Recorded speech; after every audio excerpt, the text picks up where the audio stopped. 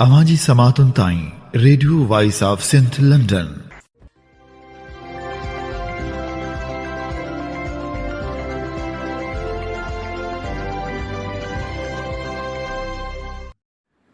आम्ही ॿुधी रहिया आहियो radio voice of Sindh London. अवांजी ख़िदमत में प्रोग्राम पेश कजे थो ख़बरुनि जी दुनिया। 4 अक्टूबर 2025 छंछर जे ॾींहुं प्रोग्राम ख़बरुनि जी दुनिया साण करे आऊं अवांजी ख़िदमत में हाज़िर अवांजो पंहिंजो मेज़बान हबीब लगारी। सभ खां पहिरियां पेश करियूं था ख़ासि ख़बरूं। पेंशन में कटौती ऐं ॿियनि मुलाज़िम दुश्मन मनसूबनि ख़िलाफ़ एहतिजाज कंदड़ मुलाज़िमनि ऐं हुकूमत में ॻाल्हियूं कामयाब। हुकूमत मसइला हल कराइण जी ख़ातिरी कराए छॾी। 6 अक्टूबर ते बिलावल हाउस अॻियां रथियल एहतिजाजी धरणो मुलतवी। मुतालबनि ते अमल न थियण जी सूरत में 21 अक्टूबर ते धरणे जो ऐलान। सारियुनि ऐं ॿियनि फ़सलनि जा आबादगारनि खे मुनासिब अघ न मिलिया। सिंधी हारी तहरीक पारां 8 अक्टूबर ते एहतिजाजी रैली जो ऐलान। क़ौमी कारकुन दरिया ख़ान जी आज़ादी लाइ भिरिया रोड में वारसनि ऐं क़ौमी कारकुननि जो एहतिजाजी मुज़ाहिरो। STR पॉलिसी तहत उस्तादनि जे बदिलनि ख़िलाफ़ जोही में उस्ताद रोडनि ते निकिरी आया, एहतिजाजी मुज़ाहिरो। इस्लामाबाद जी नेशनल प्रेस क्लब ते पुलिस जी बर्बरियत ख़िलाफ़ Pakistan federal union of journalist जा मुज़ाहिरा। सीनियर साफ़ी इम्तियाज़ मीर जा कातिल बि गिरफ़्तार करण जो मुतालबो। हाणे पेश करियूं था तफ़सीली ख़बरूं। मुतालबनि जी मञता लाइ काल्ह बि मुख़्तलिफ़ सरकारी इदारनि जी तालाबंदी रही। सरकारी मुलाज़िमनि एहतिजाजी मुज़ाहिरा कया। ॿिए पासे सरकारी मुलाज़िमनि जे इतिहाद जे अॻुवाण अशरफ ख़ासकैली सां सिंध जे चीफ सेक्रेटरी ॻाल्हियूं कयूं, जंहिं दौरान खेसि यकीन ॾियारियो वियो त मुलाज़िमनि जा मसइला हल कया वेंदा ऐं मामिलो सिंध काबीना में रखियो वेंदो, जितां मंज़ूरी ॾिनी वेंदी। जंहिं बाद सिंध जे मुलाज़िमनि पारां 6 अक्टूबर ते बिलावल हाउस अॻियां रथियल एहतिजाजी धरणो 21 अक्टूबर ताईं मुलतवी कयो वियो आहे। अॻुवाणनि जो चवणु हो त जेकॾहिं हुकूमत मुतालबा पूरा न कया ऐं फिरी वई त असीं एहतिजाजी तहरीक खे अञा बि तेज़ कंदासीं। हुननि जो वधीक चवणु हो त हुकूमत यकीन ॾियारियो आहे त मसइला हल कया वेंदा ऐं काबीना मां मंज़ूरी ॾिनी वेंदी। पेंशन कटौती वारो फ़ैसिलो वापसि वरितो वेंदो। हिक सवाल जे जवाब में मुलाज़िमनि जे अॻुवाण अशरफ ख़ासकैली चयो त जेकॾहिं हुकूमत असांखे लोलीपाप ॾियण जी कोशिशि कई त असीं बि उस्ताद आहियूं ऐं उस्तादनि जा बि उस्ताद आहियूं। फ़सल जा मुनासिब अघ न मिलण ख़िलाफ़ आबादगार सरापा एहतिजाज आहिनि। सारियुनि जे घटि रेट ऐं नाजाइज़ कटौती ख़िलाफ़ टंडे बाग़े में बि काल्ह एहतिजाजी धरणो हणी सख़्त नारेबाज़ी कई वई। एहतिजाजी धरणे खां अॻु नंदो टिगड़ खां बागोवाह ताईं एहतिजाजी मार्च पिणु कयो वियो। अॻुवाण जो चवणु हो त 3200 रुपया फ़ी मण मां घटिताई करे 2300 रुपया अघु मुक़ररु कयो वियो आहे। फ़ी मण ते 4 खां 5 किलो नाजाइज़ कटौती कई वञे थी, जेको सिलसिलो बंदि कयो वञे। उन मौक़े ते ख़िताब कंदे अमीन सिंधी चयो त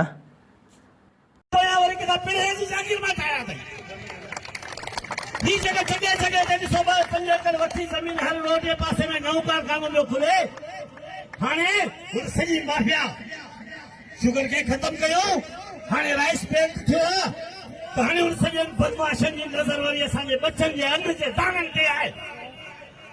असां जेके हिते जा माण्हू ये 4 एकड़ साड़ियूं पोखींदा आहियूं, 12 महीना वेही इंतज़ार कंदा आहियूं तो सारियों लैन बाबा से तो सब नेती नेती करना दी फिराना कपड़े वाला तो खेल दी दादी न्याणी वाले के चलना तरस सारियों लैन पोदी बंदा सी तके भी बदमाशी ना कयो सासा जुल्म जी का हद थींदी है बदमाशी जी का हद थींदी है ये असी चाह के रियासत जो हिस्सो आयूं या असी के झंड में रहूं ता निधन का आयूं सिंधी माण्हू जेस ताईं पंहिंजे शऊर खे आवाज़ न ॾींदो जेस ताईं तव्हां सवाल पुछण शुरू न कंदो जेस ताईं सवाल पंहिंजे ज़हन में न आणींदो जेस ताईं सवाल तव्हांजो हथियार न बनाईंदो तेस ताईं वॾेरा बदमाश सिंधिया दल्ला असांजो क़ौमी कंदा रहंदा असांखे लुटींदा रहंदा असांखे फुरींदा रहंदा अॼु दस्तो ॾिया साईं अहमद दल साहिब खे ऐं मुंहिंजे भाउ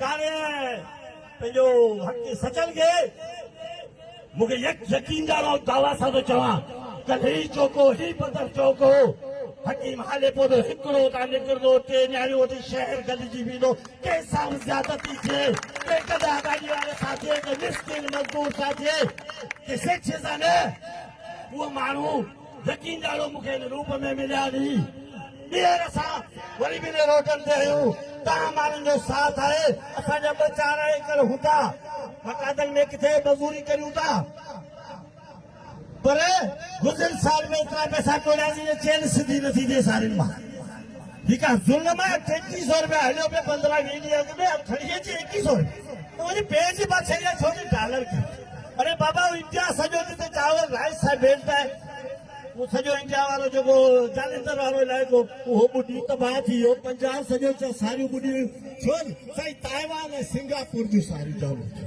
ख़ुदा जी कहा के ॿार पले को गरज थियो नी भला जेॾी महिल असां मिसकिन जा 4 धाड़ा ले करे वञे पेट जूं सारियूं न हुजनि ऐं या डॉलर किरे अरे बाबा डॉलर किरे त हिन मातर चयो त तेल घटायो रोज 8 रुपया वधायो केरायो 20 रुपया वधायो ही पेस्टिसाइड 4 चीनी घुरायो मुंहिंजो भाणे जो चीनी जो गार्ड आहे उन मूंखे ॿुधायो कि 15 पुलिस वारा आहियूं 5 हुननि जा पंहिंजा गार्ड आहिनि 2 चीनी लाइ घुराए ते वियारे नरमाती बुख बीच खड़ो उतारो की थैली में विझो अब 2400 रुपया थियो अरे भाई तो सारी बंदी में खड़ी आ अभी हम दलाल बंदी मकारे खड़ी हुआ तो खड़ी है तो तोखे ये 350 में भैया तो 2400 रुपया किलो साइन नहीं हाइब्रिड है इसलिए खर्च कर बाबा बदमाशी के पेर थी जाए ये हथ थी ना के मोटा थी ना हमारा तो कन्या सजो मुल्क सायो खातो है तने में तो थोड़े थे आगे बदमाश सरमाएदार है बदमाश सरमाएदार है इन्हें सा कद शामिल बदमाश जागीरदार वडेरो असांजो जेको असांजे इस्तेमाल में इस्तेहसाल में बराबर जो शरीक आहे मुंहिंजी अपील आहे त तव्हां उथी खड़ा थियो ऐं पंहिंजा हक़ पिछड़ियुनि खे गले मां झले वठो इंतिज़ार नथा करियूं मुतालबो नथा करियूं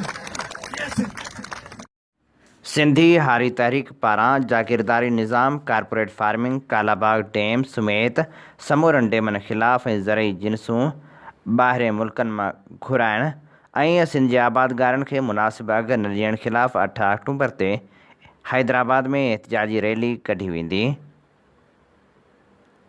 हैदराबाद में प्रेस कॉन्फ्रेंस कंदे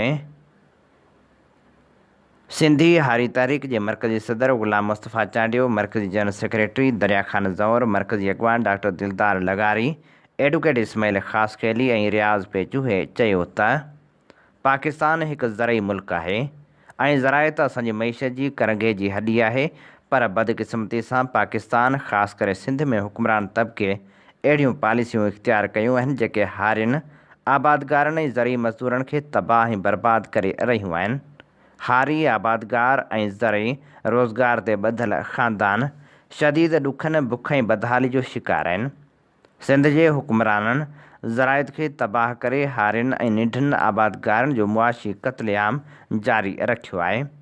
हिन साल मार्च खां वठी पाणी जी हथरादो खोट सबबि अंब, केला, भाॼियूं ऐं ख़ासि करे कणिक जो फ़सुलु सख़्तु मुतासिर थियो। केले ऐं अंबनि जे बाग़नि में अरबें रुपयनि जो नुक़सानु थियो ऐं हारी ऐं मज़दूर रोज़गार खां महरूम रहिया। सिंध हुकूमत कणिक लाइ इमदादी अघु मुक़ररु न कयो ऐं हारियुनि खे सेठ माफ़िया जे रहम करम ते छॾे ॾिनो। हारियुनि खां 1100 रुपया या वरी 2400 रुपया फ़ी मण कणिक ख़रीद कई वई, जॾहिं त उहा कणिक वापारियुनि वटि पहुची 5000 रुपया फ़ी मण खां बि वधीक अघ ते विकिरो थी रही आहे। जिन हारियुनि ऐं मज़दूरनि खां 1800 रुपया फ़ी मण कणिक ख़रीद कई हुई, साॻियुनि हारियुनि खे 5000 रुपयनि ताईं जे हिसाब सां कणिक या अटो ख़रीद करणो पवे थो। इन्ही अमल सां निढनि आबादगारनि ऐं हारियुनि खे वॾो मुआशी धकु लॻो। साॻिए नमूने कणिक, फुटी, टमाटे ऐं बसर सां बि साॻियो हशर कयो वियो। अॼु टमाटो मार्केट में 250 खां 300 रुपया फ़ी किलो विकामे रहियो आहे, पर जॾहिं सिंध जे हारियुनि जो टमाटो मार्केट में ईंदो आहे त उनजो अघु रुॻो 10 खां 15 रुपया फ़ी किलो थींदो आहे। हिन वक़्तु सारियुनि जो फ़सुलु तयारु आहे, पर उनजो अघु तेज़ी सां घटायो वियो आहे। 10 ॾींहं अॻु सारियुनि जो अघु 3500 रुपया फ़ी मण हली रहियो हो। हाणे 1800 खां 2200 रुपया फ़ी मण ते सारियूं ख़रीद कयूं वञनि पियूं। भाण, ॿिज ऐं ज़रई दवाउनि जा अघु आसमान ते पहुतल आहिनि। DAP भाण जी बोरी जेका हिकु महीनो अॻु 11800 रुपया हुई, उहा हाणे 14200 रुपया थी वई आहे। टेवी भाण जी बोरी 7500 मां वधी 9000 ताईं पहुची वई आहे। पोटाश 9500 मां वधी 12500 थी वई आहे। अहिड़े नमूने ज़राइत खे हथ वठी तबाह कयो पियो वञे। आङुरियुनि ते ॻणण जेतिरनि वॾनि सरमाएदारनि खे फ़ाइदो ॾिनो पियो वञे। सिंधी हारी तहरीक सम्झे थी त हुकुमराननि जो मक़सदु आबादगारनि खे नुक़सानु ॾियणु आहे त जीअं हूअ ज़मीनूं भुॻड़नि मुठ ते विकिणी छॾनि ऐं उहे ज़मीनूं कॉर्पोरेट फार्मिंग जे नाले में वॾियुनि कंपनियुनि हवाले करे सघजनि। इहो ई सबबु आहे जो हारियुनि ऐं मज़दूरनि जो हाल अॼु एतिरो ख़राबु आहे जो हू ॿिनि वेलनि जी मानी लाइ परेशान आहिनि। वॾेरा ऐं जागीरदार हारियुनि सां हिसाब किताब करण लाइ तयारु नाहिनि। हारियुनि वटि न ज़मीन जो टुकड़ो आहे, न ई संदन ॿारनि लाइ तालीम ऐं रोज़गार जो को मुस्तक़बिल आहे। सिंध में पाणी जी विरछ बि सियासी असर रसूख़ जे बुनियाद ते थींदी रही आहे। हुकूमती वॾेरनि, मीरनि, पीरनि, सरदारनि, जागीरदारनि, वज़ीरनि ऐं मशीरनि खे तरजीह ॾेई पाणी फ़राहम कयो वञे थो, जॾहिं त निढड़ा आबादगार ऐं हारी पाणी खां महरूम आहिनि। उन नाइंसाफ़ी सबबु सारियूं अंब, केला ऐं भाॼियूं सुकी वयूं आहिनि। फ़सलनि में घटिताई आई आहे। हज़ारे हारी बेरोज़गार थिया आहिनि। हिकु तरफ़ पंजाब में ॿोॾि जो बहानो बणाए कालाबाग डैम लाइ शिदत सां मुहिम हलाई पई वञे त ॿिए तरफ़ पंजाब जी वज़ीर ला मरियम नवाज़ असांजो पाणी असांजी मर्ज़ी, असांजा पैसा असांजी मर्ज़ी ऐं चोलिस्तान कैनाल मनसूबे लाइ बयानु ॾेई सिंध जे ज़ख़्मनि ते लूणु ॿुरके रही आहे। पंजाब जे हुकुमराननि जी अहिड़ी सिंध दुश्मन रवैये जी जेका मज़मत कजे सा घटि आहे। असां सिंध जा लखे निंढा आबादगार ऐं हारी पंजाब जी वज़ीर ला मरियम नवाज़ ऐं साथारी पीपल्स पार्टी जे हुकुमरान खे ॿुधाइणु चाहियूं था त सिंध जो अवाम सिंधु दरिया ते कंहिं बि कैनाल, कट ऐं डैमनि खे बर्दाश्त न कंदो। अॻवाननि ऐलान कयो त सिंधी हारी तहरीक पंहिंजी 50वीं सालगिरह जे मौक़े ते जागीरदारी निज़ाम, कॉर्पोरेट फार्मिंग, कालाबाग डैम समेत समूरनि कैनालनि ऐं डैमनि ऐं ज़रई जिन्सूं ॿाहिरें मुल्कनि मां घुराइण, आबादगारनि खे मुनासिब अघु न ॾियण ख़िलाफ़ु 8 अक्टूबर ते सुबुह जो 11 वॻे गुल सेंटर हैदराबाद खां हैदराबाद प्रेस क्लब ताईं एहतजाजी रैली कढंदी। क़ौमी कारकुन दरिया ख़ान जी आज़ादी लाइ संसद वारसनि, क़ौमी कारकुननि ऐं भिरिया रोड जे शहरियुनि एहतजाजी मुज़ाहिरो करे सख़्त नारेबाज़ी कई। उन मौक़े ते अॻवाननि चयो त दरिया ख़ान जी जबरी गुमशुदगी सबबि संदसि घरवारा ज़हनी अज़ियत में मुब्तला आहिनि। दरिया ख़ान राजपर जी गुमशुदगी इंसानी हक़नि जी खुलियल भञकड़ी आहे। जेकॾहिं क़ौमी कारकुन ते को इल्ज़ाम आहे त खेसि अदालत में पेश कयो वञे, लिकाए रखण बदिरां शफ़ाफ़ क़ानूनी कार्रवाई कई वञे। मुज़ाहिरीन चयो त जेकॾहिं फ़ौरी तौरु दरिया ख़ान राजपर खे आज़ादु न कयो वियो त एहतजाजनि जो दाइरो वधायो वेंदो। जीअं सिंध मुहाज़ जो ख़ुसूसी इजलास पार्टी चेयरमैन रियाज़ अली चांडियो जी सदारत हेठि थी गुज़रियो। इजलास में सैयद नवाज़ शाह भाॾाई, गफ़ार मिर्जत, पुनहल जमाली, अयाज़ सोलंगी, कमाल महर, डॉक्टर खुशहाल कालाणी ऐं ॿियनि शिरकत कई। इजलास में मजमूई सियासी सूरतहाल जो जाइज़ो वरितो वियो ऐं ईंदड़ वक़्त जी हिकमत अमली पिणु जोड़ी वई। STP टंडे अलहियार जो इजलास ज़िले सदर मीर मोहम्मद पिताफ़ी जी सदारत में STP हाउस ते थियो। इजलास में म्यूनसिपल कमेटी MC ऐं यूनिटनि ते बाडियूं चूंडियूं वियूं। म्यूनसिपल कमेटी ते सदर मुख्तियार लगारी, नायब सदर Ibrahim Mayo, general secretary Riaz Khaskari, joint secretary Abdul Shakoor Garano, finance secretary Ghazfar डेश्क, प्रेस सेक्रेटरी ते ज़ाहिद लगारी खे चूंडियो वियो। वार्ड नंबर 19 मंसूर कॉलोनी ते chief organiser Nazir Pathan, organiser Talha Kashmiri, organiser Imran Pathan. Ward 3 Mastoi colony ते chief organiser Syed Ali Haider Shah, organiser Sohail Mastoi, organiser Ali Raza Mastoi. Ward number 4 Unnar पाड़े ते organiser Aamir Unnar, organiser Asad Behrani, organiser Rauf बहराणी। Ward number 2 गुलशन हमीद कॉलोनी ते चीफ ऑर्गेनाइज़र बचल बारीजो, ऑर्गेनाइज़र शंभूनाथ मेघवाड़ ऐं ऑर्गेनाइज़र अरबाब थईम चूंडिया विया। डिघड़ी में बिटे मकानी निज़ाम जे ख़ात्मे लाइ जदोजहद दौरान शहीद थींदड़ शहीद मालिक नुहाणी जी वरसी मल्हाई वई। वरसी जे मौक़े ते शहीद मालिक नुहाणी जी क़बर ते लाल छटो क़ब्रिस्तान में ज़िले सदर परवेज़ नुहाणी, महबूब दल, नूर मोहम्मद महर, गुलज़ार मगसी, सजाद कुंभर, करीम किरियो, ज़ीशान नुहाणी ऐं ॿियनि पहुची दुआ घुरी। कोटड़ी साइट में बिजली जी अणाइलाने लोड शेडिंग ऐं ट्रांसफार्मर ते गैर क़ानूनी ठेकेदारी निज़ाम ख़िलाफ़ सिंध यूनाइटेड पार्टी तरफ़ां एहतिजाजी तहरीक जो ऐलान कयो वियो आहे। एक्सिन हिस्को जी आफ़ीस आॾो प्रेस कॉन्फ्रेंस कंदे सिंध यूनाइटेड पार्टीअ कोटड़ीअ जे अॻुवाणनि ख़ालिद लाशारी, शमशाद मीणो, लतीफ़ भट्टी ऐं ॿियनि चयो त एक्सियन हेस्को बिजली जी अणाइलाने लोड शेडिंग ख़तमु करणु ऐं SDO हेस्को गुलशन शहबाज़ खे हटाइण लाइ 2 ॾींहनि जी मोहलत घुरी हुई, पर अञा ताईं कंहिं बि मुतालबे ते अमल नाहे थियो। एक्सियन तरफ़ां मुतालबनि ते अमल न करण ख़िलाफ़ एहतिजाजी तहरीक जो ऐलान करियूं था। कोटड़ी साइट में बिजली जी अणाइलाने लोड शेडिंग, ट्रांसफार्मरनि ते गैर क़ानूनी ठेकेदारी निज़ाम ऐं SDO हेस्को गुलशन शहबाज़ सनाउल्ला सांद ख़िलाफ़ ईंदड़ सूमर खां एक्सियन आफ़ीस आॾो एहतिजाजी कैंप हणंदासीं। जेसिताईं हेस्को इख़्तियारियूं मुतालबनि ते अमल न कंदियूं, ओसिताईं एहतिजाजी कैंप जारी रहंदी।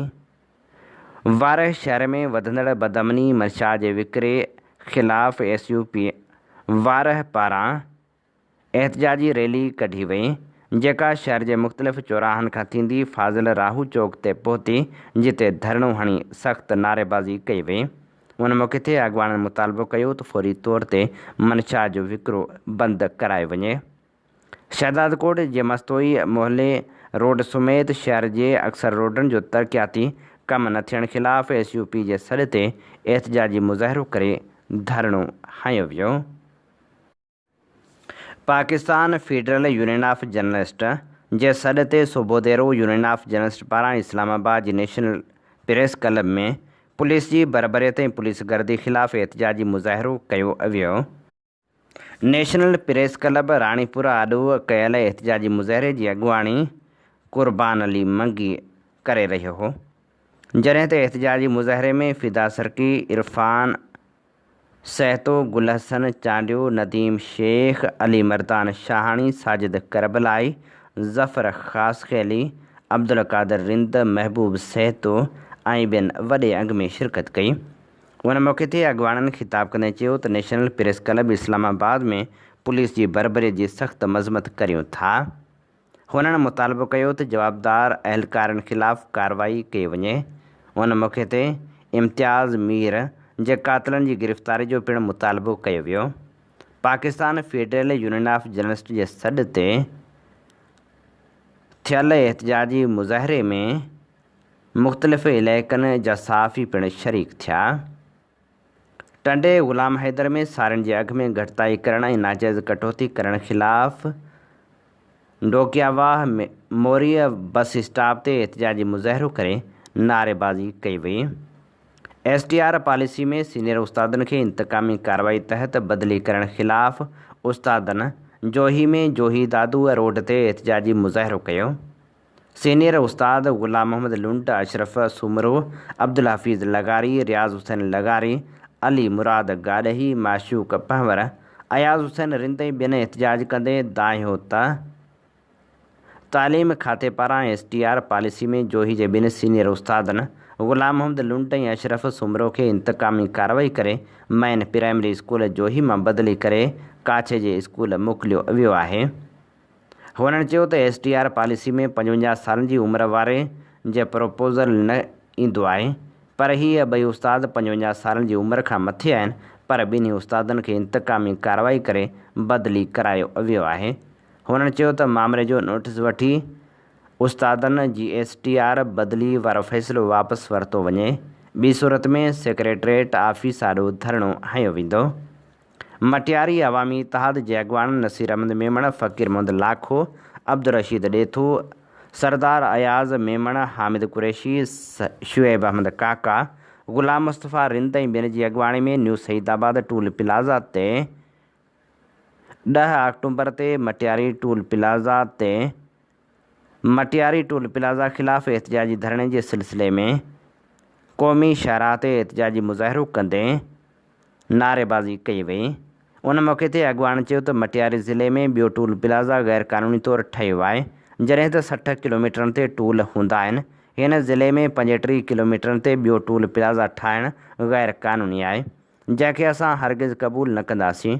उन सिलसिले में असां डिप्टी कमिश्नर मटियारी वटि ॻाल्हियूं कयूं, जंहिं तां डिप्टी कमिश्नर मटियारी ॻाल्हियुनि तां फिरी वियो आहे। असां 10 अक्टूबर ते मटियारी टूल प्लाज़ा ते तारीख़ी धरणो हणी हुक्मरान खे ॿुधाईंदासीं त मटियारी ज़िले में ॿियो टूल प्लाज़ा हलणु न ॾींदासीं। नामियारे दानिश्वर क़ौमपरस्त अॻवान ऐं क़ानूनदान कामरेड हुसैन बख्श थेबे चयो आहे त प्रोफेसर लियाकत अज़ीज़ सोलंकी बहादुर बेबाक बेडपो अॻवान जाखोड़ी अदीब समाज सुधारक ऐं कमेटेड उस्ताद हो। हूअ ज़िंदा ज़मीर वारो शख़्स हो जंहिं सिंध जे नाले ते पंहिंजे ज़ाती मुफ़ादनि लाइ ब्लैक मेलिंग वारो धंधो कॾहिं बि कोन कयो। हुन जो वॾो ॾोह इहो हो जो हूअ ग़रीब तबिके जो माण्हू हो। हुन का बि मिल्कियत कोन ठाही। हुनजी ज़िंदगी जो आख़िरी अरसो मातम जी घड़ी जहिड़ो हो।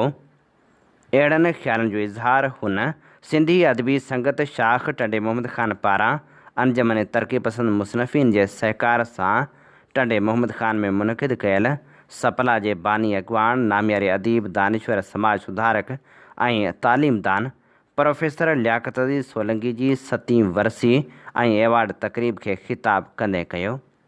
हुन चयो त लियाकत अज़ीज़ जी बहादुरी ऐं इल्म दोस्ती जो आलम इहो हो त हुन असिस्टेंट कमिश्नर जो ऑर्डर फिटो करे लेक्चरार जी नौकरी वरिती। उनखां अॻु हुन समूरी राति वेही दोस्तनि सां बहस मुबाहिसो करे कामोरे बजाए उस्ताद थियण जो फ़ैसिलो कयो। हूअ सपला जो बानीकार हो, पर हुन लुत्फ़ ऐं आराइश वारी ज़िंदगी बजाए कढण जी राह जो सफ़र कयो। संदसि सभु दोस्त हमसफ़र खेसि आख़िरी घड़ियुनि में छॾे विया। आऊं कादिर बख़्श तालिबाणी, गुलाम रसूल सहतो ऐं प्रोफेसर याक़ूब चांडियो साणसि आख़िर ताईं गॾु रहियासीं। हुन खे माड़ियुनि जी हवस न बल्कि मारण जी मुंझ मारियो हो, जिन लाइ हुन ॾींहुं राति हिकु करे जदोजहद कई। तिन खेसि नौकिरी तोड़े ज़िंदगी जे आख़िरी हिसे में पुछण बि गवारा न कयो। पुछण त परे, पर खेसि अनेक ज़हनी अज़ियतूं ॾिनियूं वियूं। तारीख़ कंहिंजे बि किरदार खे नाहे लिकाईंदी। उनखां वॾो सच कहिड़ो आहे त असां सभु संदसि विछोड़े खां वठी अॼु ॾींहं ताईं मुसलसल 7 सालनि खां संदसि शानदार शख़्सियत, अमली किरदार ऐं लाज़वाल तहरुक ते खेसि भेटाऊं पेश करे रहिया आहियूं। नामियारे तरक़ी पसंद अदीब ऐं दानिश्वर फ़हीम नुनारी चयो त प्रोफेसर लियाकत अज़ीज़ जहिड़ा इदारा साज़ फ़र्द रोज़ रोज़ पैदा नाहिनि थींदा। सदियुनि जे इंतज़ार बाद अहिड़ा किरदार पैदा थींदा आहिनि। हुन चयो त प्रोफेसर लियाकत अज़ीज़ हेठें तबिके जो माण्हू हो, जंहिं मथिएं तबिके खे हक़नि जी हासिलात ख़ातिर मथे में सूर विझी छॾियो हो। नामियारे नावल निगार मंज़ूर थईम चयो त प्रोफेसर लियाकत अज़ीज़ जहिड़नि किरदारनि जे फ़ुक़दान सबबि असांजा इदारा तबाह थी चुका आहिनि। नौजवाननि जो अमली किरदार ज़वाल पज़ीर आहे। जागीरदार ऐं सरमाएदार तबिके असांजे समाज ऐं कल्चर जा रंगी तब्दील करे छॾिया आहिनि, जंहिं करे प्रोफेसर लियाकत अज़ीज़ जहिड़नि किरदारनि जी खोट शिदत सां महसूसु थिए थी। प्रोफेसर याकूब चांडिये तकरीब खे ख़िताब कंदे चयो त प्रोफेसर लियाकत अज़ीज़ सोलंकी लाड़ जो तमामु वॾो माण्हू हो जंहिं ॿोली इल्म ऐं अदब जी ख़िदमत कई। संदसि ज़िक्र खां सवाइ सपला कुझु बि न आहे। हुन शाइरी बि कई त कहाणियूं बि लिखियूं ऐं संदसि उहे तख़लीक़ूं नई ज़िंदगी, मेहराण, संगम, सपना ऐं आरज़ू मैगज़ीन में छपियूं। संदसि उन मवाद खे गॾु करे छपाइणु घुरिजे। नामियारे अदीब डॉक्टर कादर बख़्श मंगसी चयो त प्रोफेसर लियाकत अज़ीज़ इदारा साज़ शख़्स हो। हूअ जेका ॻाल्हि कंदो हो उन ते पहाड़ जीअं बीही रहंदो हो। उर्दूअ जे शागिर्दनि खे सिंधी पढ़ाइण वारी जदोजहद में लियाकत अज़ीज़ जो अमली तहरुक वारो किरदारु तहसीन लाइक़ु आहे। नामियारे लेखक ऐं ज़रई माहिर मिठल जसकाणी चयो त प्रोफेसर लियाकत अज़ीज़ जो अमली किरदारु रोशन ॾींहुं जीअं आहे। असां मुसलसल हर साल संदसि यादि ऐं वारसी खे पंहिंजे लाइ एज़ाज़ सम्झूं था। सिंधी अदबी संगत जे ज़िले राबता सेक्रेटरी आज़म भट्टी चयो त जिन इदारनि ऐं माण्हुनि खे लियाकत अज़ीज़ सुञाणप ॾिनी उहे खेसि यादि करण खां बि क़ासिर आहिनि। संदसि विछोड़े खां वठी अॼु ॾींहं ताईं मुसलसल खेसि यादनि जा गुलाब अर्पे संदसि फ़न ऐं शख़्सियत जी वारसी करण खे असां पंहिंजी ख़ुशकिस्मती सम्झूं था। शायदि तारीख़ी हुकम असां खां ई वठिणो हो। तक़रीब खे सिंधी अदबी संगत शाख टंडे मोहम्मद ख़ान जे सेक्रेटरी एजाज़ अली जसकाणी ऐं जमन तरक़ी पसंद मुसनफ़ीन टंडे मोहम्मद ख़ान चैप्टर जे जनरल सेक्रेटरी ऐं प्रोफेसर लियाकत अज़ीज़ जे फ़र्ज़ंद डॉक्टर जमाल नासिर सोलंकी, आगा जान आगा, नूर हसन भट्टी, पीर अरशद जान सरहंदी ऐं ॿियनि पिणु ख़िताब कयो। नौजवान शाइर शाहिद उदास टिखड़ाई प्रोफेसर लियाकत अज़ीज़ खे मंज़ूम भेटा पेश कई। रागी जानमहद लगारी ख़ूबसूरत कलाम झुंकारिया। उन मौक़े ते हर साल जीअं हिन साल बि सिंधी अदबी संगत शाख टंडे मोहम्मद ख़ान पारां मुख़्तलिफ़ शख़्सियतुनि में प्रोफेसर लियाकत अज़ीज़ सोलंकी यादगार एवार्ड ॾिना विया।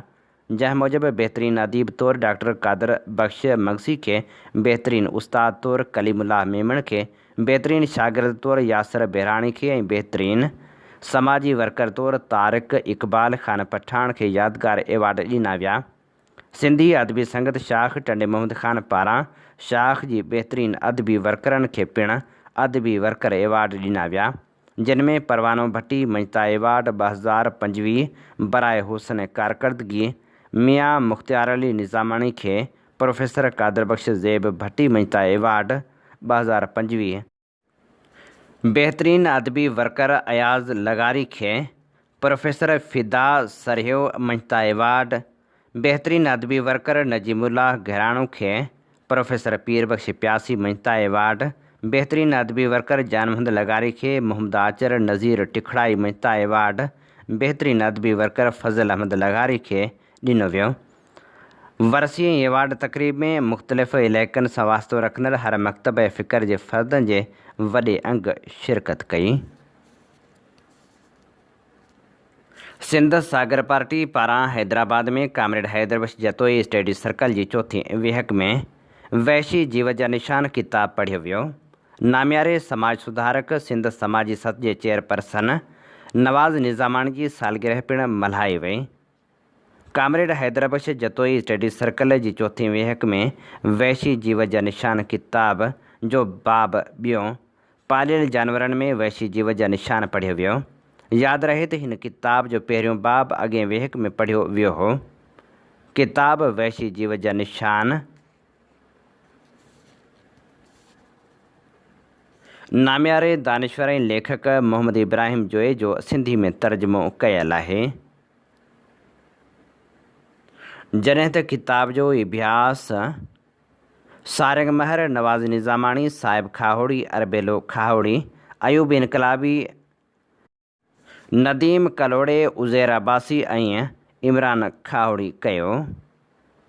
पढ़ियल बाब पालियल जानवरनि में वैशी जीव जा निशान में ॾिनल मुख़्तलिफ़ मौज़ूअ ज़िंदगी जी कशमकश, ज़ाइद उज़वा ऐं ज़ाइद जबलतूं खां पोइ कुतनि ऐं ॿिलियुनि वैशी जीव जा निशान पढ़िया विया।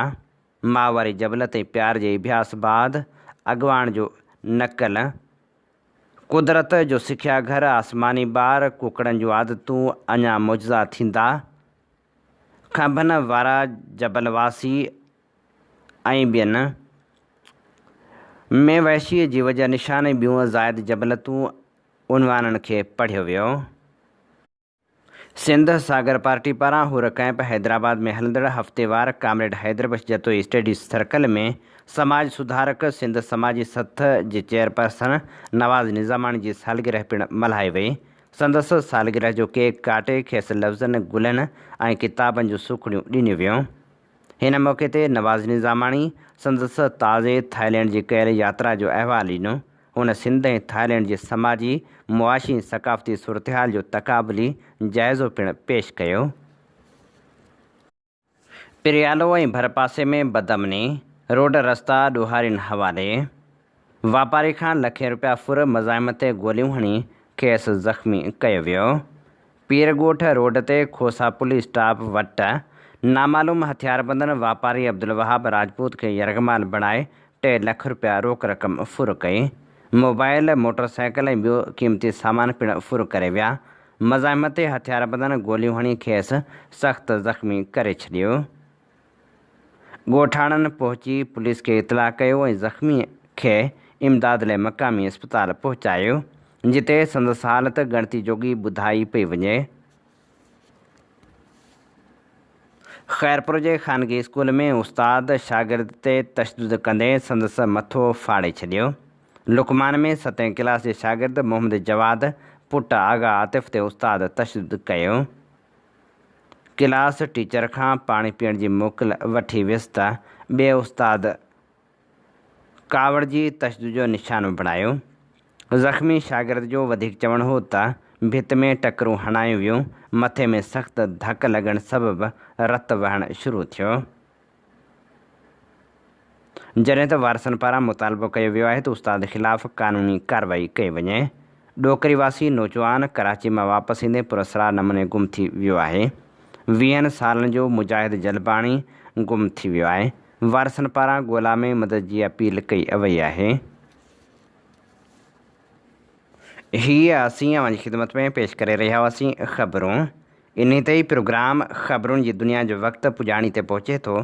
पंहिंजे मेज़बान हबीब लगारी खे ॾींदा इजाज़त। जॾहिं पेर तेॾां ख़ैर। अवां जी समातुनि ताईं radio voice of Sindh London